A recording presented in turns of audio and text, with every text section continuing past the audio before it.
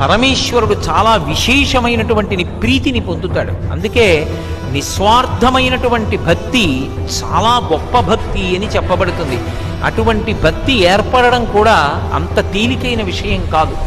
ఈశ్వరానుగ్రహం కొన్ని కోట్ల కోట్ల జన్మల తర్వాత పరిపాకమైతే మనసు దేని యందు సంగాన్ని పొందదు.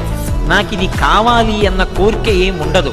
సంతోషంతో భగవంతుణ్ణి స్తోత్రం చెయ్యడం ఒక్కటే కోరికగా మిగిలిపోతుంది. అలా మిగలాలంటే అర్థమును జయించగలిగిన వాడై ఉండాలి.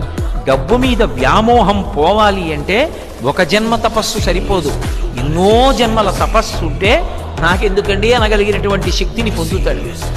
ఏ విధమైనటువంటి కోరిక లేకుండా తృప్తిగా బతికేస్తున్నాడు అంటే అతనిని మించిన ఐశ్వర్యవంతుడు లోకంలో లేడు. ఇంకా వాడే మహదైశ్వర్యవంతుడు, వాడు శివానుగ్రహాన్ని పొందినవాడు.